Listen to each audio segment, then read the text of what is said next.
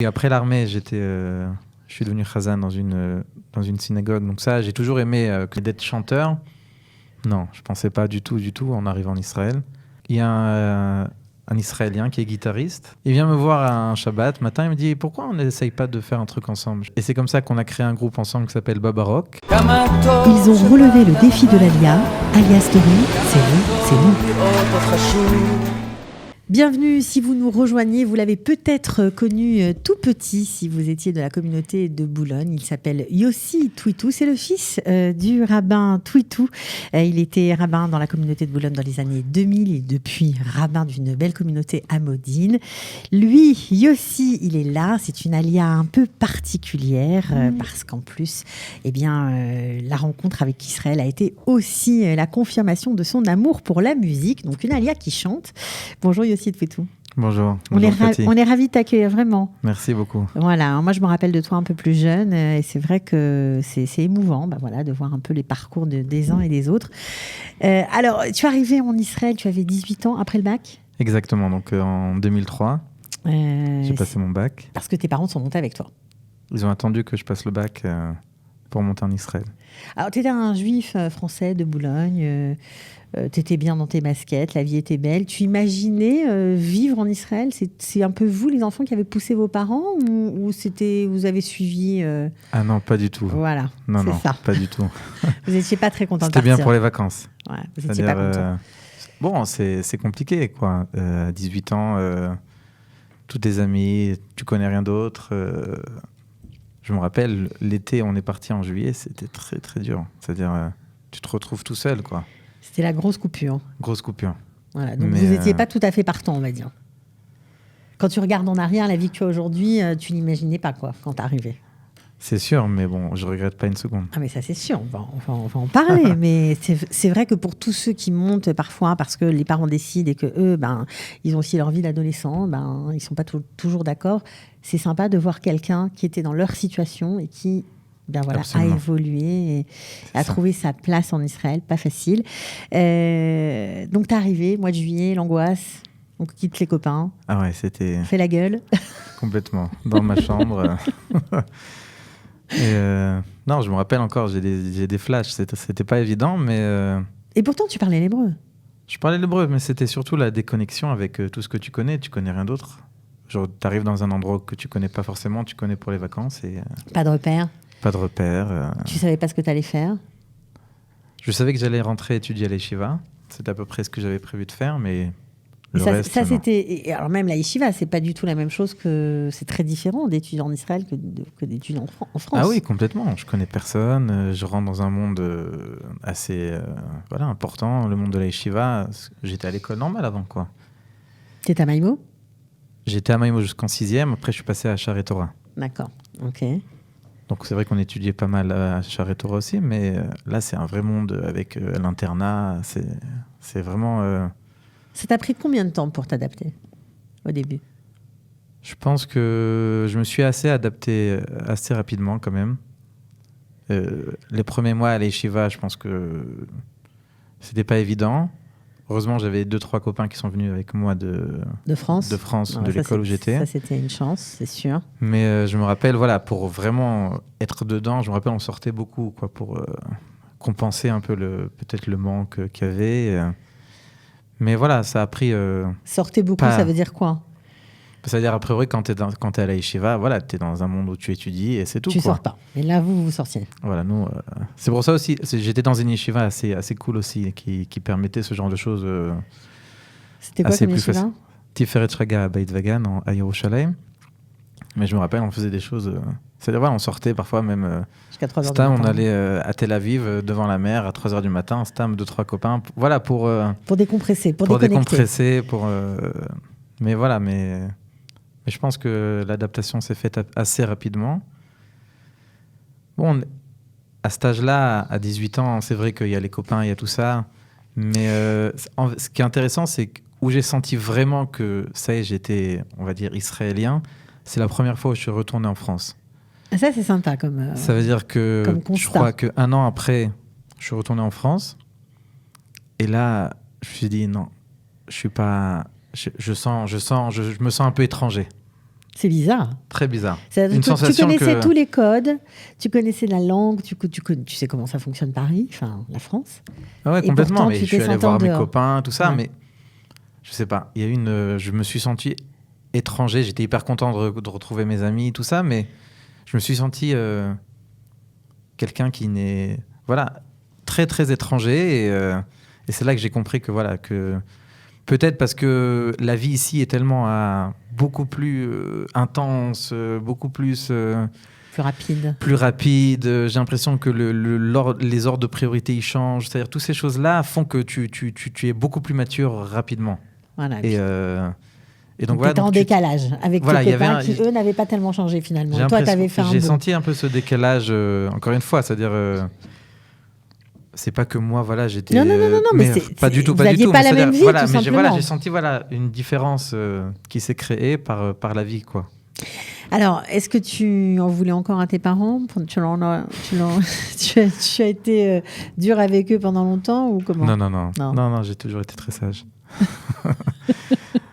Bon, alors ensuite, évidemment, parcours classique, tu rentres à l'armée. Donc ça aussi, j'imagine que c'est, même si on est préparé, même si on parle hébreu, quand on n'a pas grandi, respiré, ou été entouré de gens qui ont fait l'armée aussi, c'est un choc, ça aussi. Ouais, ça, c'est une nouvelle étape, c'est sûr.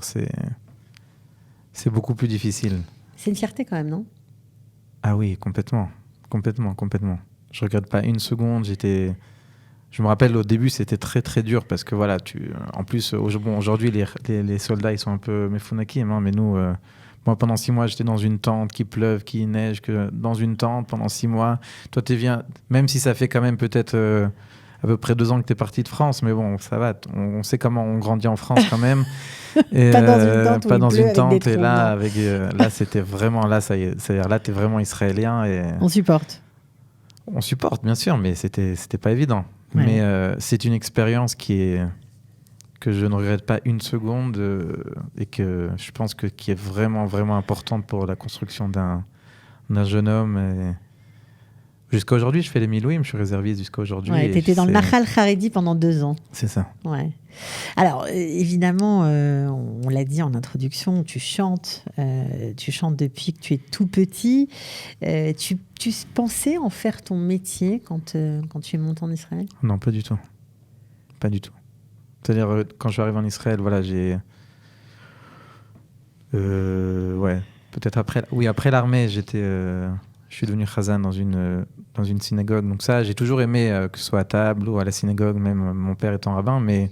Bah oui, alors la chazanout, on peut dire que tu es tombé dedans quand tu étais petit. J'imagine que tu lisais des haftarot, que tu chantais à la synagogue, tu priais en chantant. Voilà, toujours. Mais t'as appris ça décider bébé. Mais d'être chanteur, non, je pensais pas du tout en arrivant en Israël. J'ai commencé à étudier, j'ai une Teudat Torah, c'est-à-dire j'ai un diplôme d'enseignement. Ouais, tu pensais pas du tout faire ça. Je pensais pas du tout faire ça. Alors qu'est-ce qui s'est passé ? Dans ma communauté, il y a un Israélien qui est guitariste, qui est guitariste de Harry Kenstein, il a été guitariste de Mickey Gavrilov, donc un grand guitariste. Il vient me voir. Il s'appelle comment ? Il s'appelle Igal Israeli. Ok. Il vient me voir un Shabbat matin, il me dit « Pourquoi on n'essaye pas de faire un truc ensemble ?» Je fais « De quoi tu parles ?»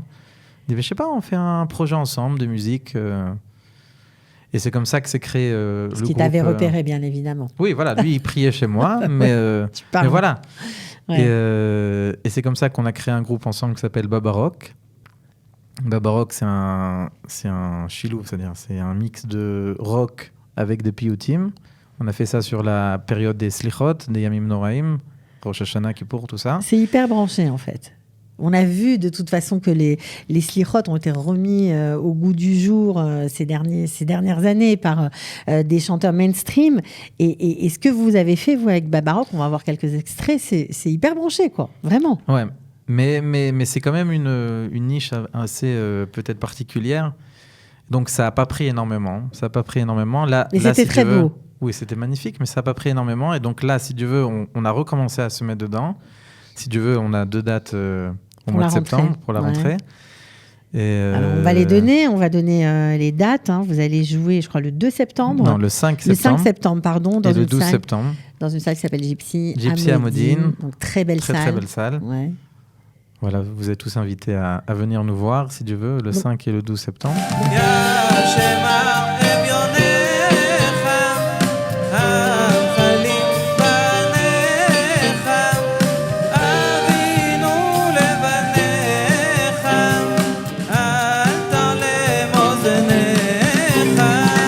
Donc, grâce à lui, tu as remis le pied à l'étrier. Voilà, donc j'ai remis le pied à l'étrier. Donc on était souvent en studio, on a commencé à ici et là d'être Mofia, de jouer, de faire des concerts. De faire des concerts. Ça c'était jouissif, j'imagine. Voilà. C'était Mais le problème très de la agréable musique, pour toi. Complètement. C'était magnifique. Tu revis. et... Alors justement, tu vas raconter, mais pour ceux qui ne te connaissent pas, écoute, on va essayer on va t'écouter dans quelques instants, mais je voudrais aussi raconter que tu es tombé dedans. Pas seulement à la synagogue, puisque tu as été chanteur des Shevatim avec Zichrono Livracha et Eli Bodbol. Ouais. Ça aussi, ça a marqué ta jeunesse. Donc, en fait, tu avais ça en toi, quoi, vraiment. Complètement. Tous les dimanches, on était soit dans une synagogue pour des mariages, soit en studio pour enregistrer. Donc, c'est vrai que voilà, j'étais vraiment dans le monde de la musique, comme les chanteurs, des grands chanteurs. Comme les chanteurs professionnels. Et en plus, il était hyper exigeant, Eli Bodbol. Très, très exigeant. Et, ça rigolait pas. Nous, on voulait aller jouer. Non, nous, dans la cour, pendant qu'il fallait enregistrer, on jouait au foot. Mais voilà, c'est-à-dire vraiment, c'est comme ça que j'ai appris vraiment le métier. Et grâce à lui, on a fait des choses incroyables. Ouais, vous avez parcouru le monde, on peut le dire. On a vraiment parcouru le monde. J'ai eu la chance de chanter devant le roi du Maroc. J'avais à peine 10 ans. Avec Enrico Macias, avec Alabina. Grâce au fait aussi que les gens savaient que j'étais soliste des Shevatim, on m'appelle un jour pour chanter avec Mordechai Ben David. On a la photo d'ailleurs. La star américaine chassidique. Qu'est-ce qui se passe dans la tête d'un petit garçon de, je sais pas, t'avais 10 ans à peu près, non ? Ouais, c'est ça. Alors, qu'est-ce qui s'est passé dans ta tête à ce moment-là où tu es monté sur scène avec Mordechai Ben David ? Je crois que c'était pour remplacer son fils. C'est ça, voilà. Il y a une chanson qu'il chante avec son fils, Shema Beni. Et son fils était malade apparemment. Et ma mère reçoit un coup de fil. Est-ce que votre fils est disponible ce soir ? J'étais hyper malade ce jour-là, je me rappelle. J'étais hyper malade, ma mère, elle m'a dopé, mais incroyable pour que je puisse... Donc j'ai répété en journée avec lui, et le soir j'ai chanté. Je pense que j'étais hyper content, j'étais hyper heureux, j'étais hyper fier de moi de faire quelque chose pareil. Et voilà, c'est ça ce que je me rappelle à l'âge de 10 ans. Je sais que j'étais très très très fier de moi de faire quelque chose d'incroyable, quoi. Bon, alors, je sais que vous n'y tenez plus, vous avez envie d'écouter tout simplement Yossi Twitou chanter, d'entendre le son de sa voix. Alors moi, on va commencer avec un titre magnifique qui s'appelle Lifror Nachon. On va t'écouter tout de suite. Voilà, je pense que vous allez être sous le charme. C'est une chanson, je crois, de Amir Daddon. Amir Daddon.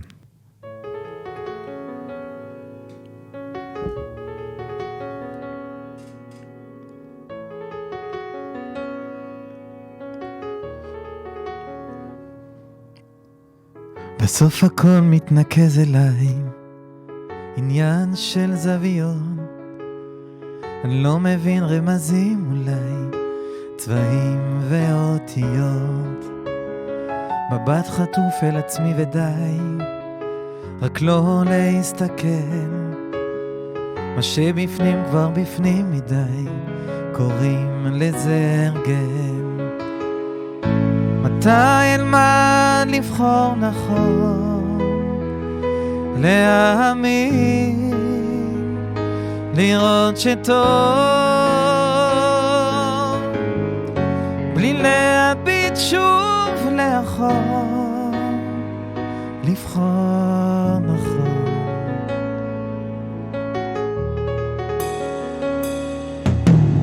אותו הכל מדבר אליי, פוגש בי בלילות, הולך מבלי להבין לאן, האם אדע לחזור, מבט חטוף מסביב ודי, יותר כבר לא אפול, יש ילד שמסתכל עליי, קוראים לזה לגדול.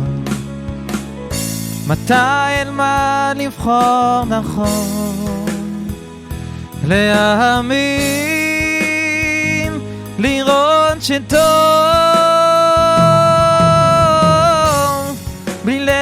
להביט שוב לאחור, מתי מה נבחור נכון, להאמין, לראות שטוב,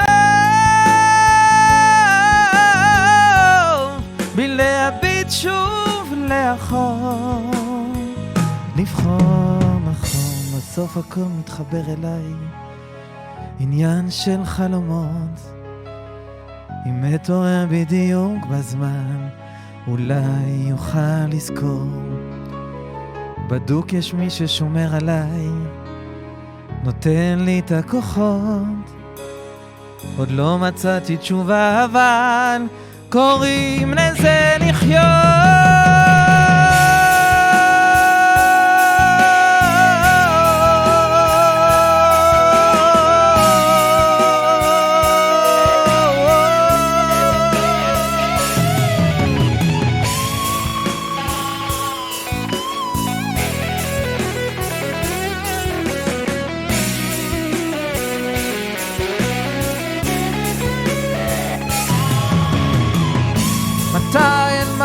לבחור נכון, להאמין, לראות שטוב, בלי להביט שוב לאחור, די מה לבחור נכון, להאמין, לראות שטוב, להביט שוב לאחור, לבחור נכון.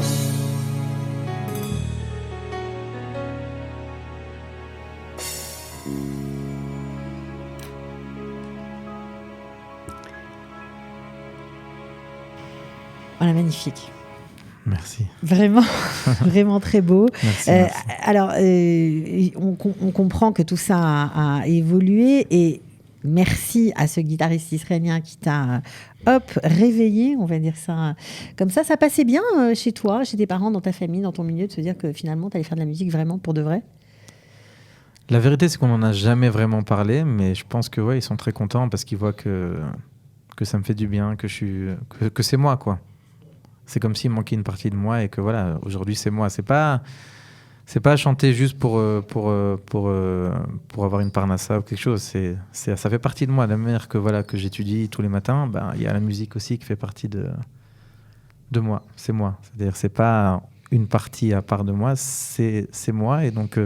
Ça a permis de te réconcilier avec toutes tes identités, on va dire, avec l'identité française, l'identité israélienne. C'est ça qui a fait l'alchimie. Je pense que énormément parce que la musique, elle t'ouvre. Par la musique, voilà, tu t'ouvres à plein de choses. Tu restes pas enfermé dans quelque chose. Et donc, grâce à la musique, voilà, tu as la possibilité de toucher énormément de monde. Et voilà, je chante en français et en hébreu. Donc, ça réconcilie tout ça. Toutes ces parties qui font partie de moi-même. Alors, on a vu là, ces derniers temps à la télévision, dans un show assez connu, Kochav Abba, un Français, un francophone, lui aussi Païtan, Benjamin Bouzaglo, voilà, qui nous a complètement... incroyable. C'était incroyable de l'entendre chanter comme ça en arabe sur une chaîne israélienne. Alors lui, il cartonne quand même, il est très connu dans son métier, on ne le sait pas pour ceux qui ne suivent pas vraiment les Païtanim, mais quand tu vois ça, tu te dis est-ce que j'ai une place? Est-ce qu'il y a une place pour les artistes Olim Khadashim ou pas? Puisque lui, connu comme il est, il a besoin de faire une émission de... C'est ça, comme lui, il a dit lui-même. C'est-à-dire, pareil. Il a demandé à sa femme pourquoi faire un truc pareil. Il lui a dit pour que tu réussisses ici, c'est bien de se balader dans le monde, mais le plus important, c'est de réussir en Israël. Je pense qu'il y a une place, il faut être patient. Il y a une place pour les artistes. Il y a une place pour les artistes français parce qu'on apporte quelque chose que les Israéliens n'ont pas forcément. Mais il faut être patient pour faire sa place et il faut pas abandonner. Alors ton public, c'est quoi? C'est plutôt des francophones? C'est surtout des francophones, bien sûr. Pourquoi? Parce que c'est vrai qu'au jour le jour, je traîne plus avec des Français que des Israéliens déjà. Ouais. Et je côtoie plus de Français que d'Israéliens. Et puis les réseaux sociaux aussi, j'imagine, font leur travail. Mais c'est vrai que j'aimerais toucher aussi un maximum de public israélien. On va dire que 80% c'est des Français, 20% c'est des Israéliens. Et puis j'espère que petit à petit, ça va être l'inverse. Ou alors même moitié-moitié, mais en tout cas, qu'il y ait un maximum de gens qui soient touchés par ma voix, par ma musique. On te le souhaite. Alors aujourd'hui, tu vis à Modine. Tu te sens complètement intégré dans cette ville. Tu aimes cette ville ? Complètement. Ouais, ça ressemble à Je Boulogne recommande. un peu ? Complètement. C'est une ville un peu... ça fait un peu ville-banlieue, très, très, très propre, très neuve, puisque c'est la ville la plus neuve, je crois, en Israël. Et donc, c'est un peu retiré. C'est pas le stress de Yerushalayim ou de Tel Aviv. Il y a ce côté un peu à part à Modine. Moi, j'aime beaucoup. J'ai ma communauté là-bas. Et puis, les enfants sont très contents. Ok, ça c'est une bonne chose. Tes enfants parlent français, hébreu, ils sont bien intégrés, j'imagine. Complètement. Ouais, complètement. Bon. Alors toi, finalement, tu t'es lancé un peu tout seul. Ça veut dire que tu interviens dans avec des groupes. On t'appelle, tu vas quoi. C'est ça en fait. Un bar mitzvot, des choupot, shabbatot ratan, britot, même des mariages entiers. Complètement. Et quand tu fais ce genre de choses, il y a une chanson qui t'accompagne. Là aussi, un clin d'œil à ta double identité. C'est Daniel Lévy avec L'envie d'aimer, mais cette fois-ci en hébreu. C'est toi qui as écrit les paroles ? C'est des paroles qui existent, qui font partie des Sheva Brachot qu'on lit sous la choupa. Et donc voilà, j'ai utilisé ces paroles-là que j'ai adaptées sur la musique de L'envie d'aimer que tout le monde adore. On va t'écouter tout de suite.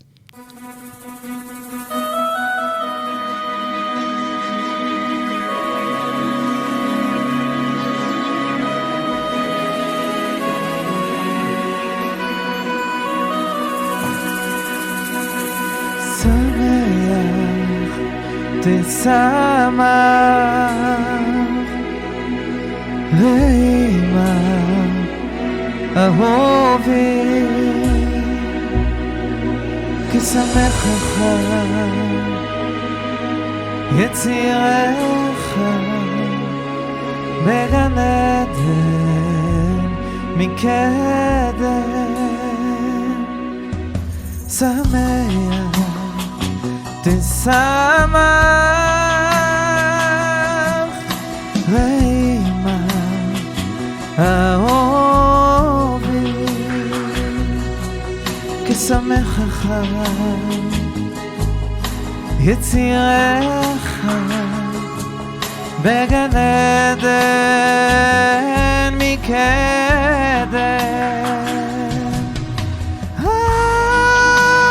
עדי שמע בהרי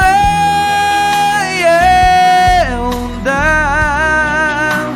ובחוצות ירושלים כל ששון וכל שמחה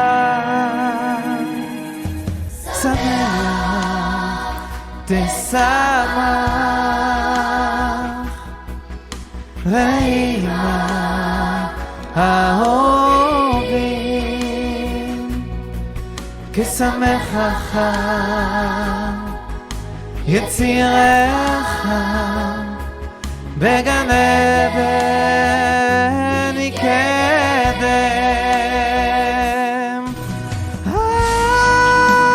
עדי שמע בהרי יהודה ובחוצות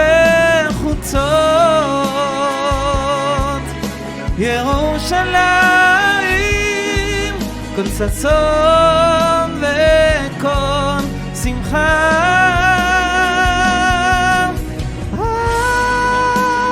עדי שמע בהרי יהודה ובחוצות ירושלים כל ששון וכל שמחה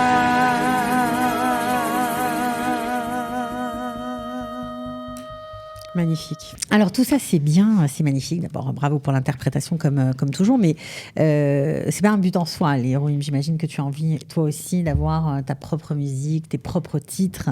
Est-ce que tu es en train de sortir quelque chose? Voilà, là, on est en train de travailler sur mon premier single. C'est, pour moi, je suis hyper content de faire cette chose-là. Et j'espère que c'est juste le début. C'est toi qui as écrit la musique? Non. C'est toi qui as composé les paroles et le lachan, c'est un ami à moi, Ela Toval, il s'appelle. Et voilà, Igal Israeli, le même guitariste qui a commencé avec moi, c'est lui qui s'occupe de toute la faka de cette chanson. Et qui, j'espère... C'est ça, c'est-à-dire que le fait d'avoir déjà un contact dans la musique israélienne, c'est une grande chance, parce que ça ouvre des portes et puis ça facilite. Voilà. Non, c'est sûr qu'il faut avoir beaucoup de mazal dans ce milieu-là. C'est vraiment... moi, je pense que même... C'est-à-dire, on voit bien dans tous ces torniodes de télé un nombre incroyable de gens qui savent hyper bien chanter. Mais il faut être au bon moment, au bon endroit. Il faut avoir beaucoup de siyata d'ishmaya. Kadosh Baruch Hu, il est vraiment là à te diriger. Il faut être patient. Il ne faut pas abandonner parce qu'on peut... Si on n'est pas sûr de ça, on abandonne très rapidement. Il faut beaucoup de temps pour... mais il faut y croire surtout. Et tu continues d'étudier en plus de la musique? Oui, complètement. Tous les matins. Donc le matin, tu étudies? J'étudie au Kollel. Tous les jours. Baruch Hashem, heureusement. C'est une chance aussi. Parce que voilà, il faut le dire, hein, de pouvoir étudier tous les jours, c'est une chance. Et donc j'ai l'étude, j'ai la musique. C'est magnifique. Tu penses que tu aurais eu la même vie si tu étais resté en France? Non, c'est sûr que non. C'est sûr que non. Ici, les choses, elles ont une intensité incroyable qui te permet de te surpasser. Je pense que vraiment, on a cette chose-là. Il faut le vivre pour le comprendre. On peut l'expliquer du matin au soir à des gens qui ne sont pas ici, mais il faut le vivre vraiment pour comprendre à quel point on vit les choses avec une intensité. Il y a de la gdoucha ici, il y a de la sainteté, il y a quelque chose qui fait qu'on vit les choses autrement. Alors, nous, on était charmés de t'avoir. On te souhaite vraiment de réussir dans ce que tu as donc, juste par rapport au single, donc, si Dieu veut, il va sortir Bezrat Hashem après Tisha B'Av. Voilà, donc c'est très très bientôt. On fait comment? On se connecte sur ta page Facebook pour suivre ton actualité. YouTube, voilà exactement. On tapit aussi Instagram en français, Instagram aussi, on te trouve. Alors écoute, je pense que tu vas avoir plein de gens qui vont tout simplement te suivre et devenir fan. On va finir avec une de tes spécialités qui va faire plaisir à tous nos amis juifs tunisiens qui nous regardent. C'est le talil tunisien. Voilà, ça c'est quelque chose que tu chantes souvent. J'imagine que les gens sont comme des fous quand ils t'entendent. Absolument. Ben oui, c'est clair. Donc, on va finir comme ça. Merci d'avoir été avec nous. Merci à toi, Cathy. Et on te souhaite vraiment le meilleur. J'espère que tu auras inspiré plein de gens qui sont peut-être sur le départ. Voilà. Merci beaucoup. Et puis, merci surtout à Sylvain, qui a été le précurseur de cette interview. Sylvain Lashkar. C'est grâce à Sylvain que je suis là. Merci Sylvain Lashkar. D'ailleurs, restez bien connectés parce qu'il passe toutes les semaines dans l'émission Tsabar, Opération Tsabar. Il apprend l'hébreu, donc ça aussi c'est sympa. Ça fait le lien et c'est génial. Il est vraiment extra. Je suis d'accord avec toi. Mais moi, pour l'instant, c'est toi que j'ai envie d'entendre chanter. Donc on se quitte comme ça. À bientôt. Merci, à bientôt. Ciao.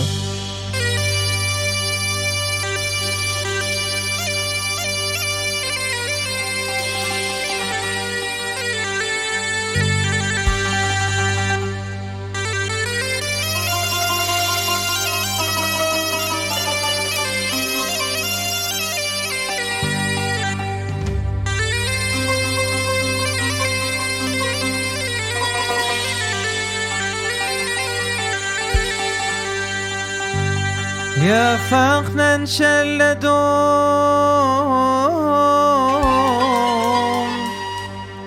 وتلمي فيك جميع الحبايب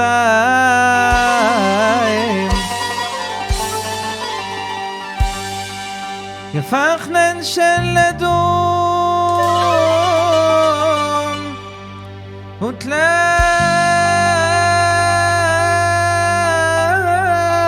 فيك جميع الحبايب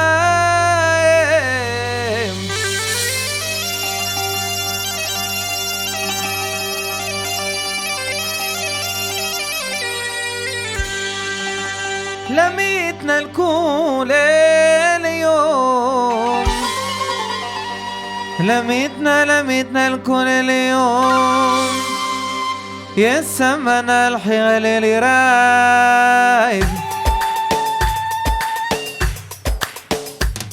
لا إله إلا الله والفرح ولانا كل من عادنا وجانا وانا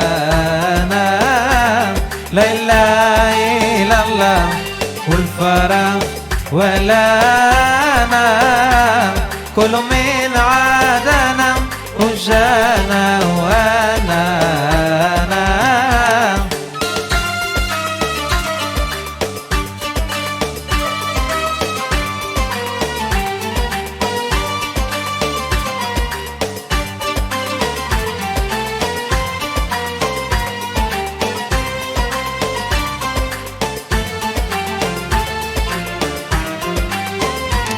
يا عزيز عليا معازك على حباب لا يبات لي البرا ولا يخلت لي العجاب زغتوا لي على ولدي دحل بات ومجباب لا إله إلا الله والفرح ولا أنا كل من عادنا وجانا وانا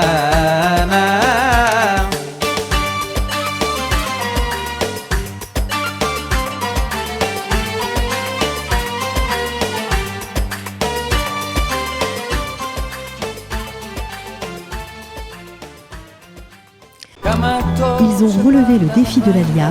Alia Story, c'est vous, c'est nous.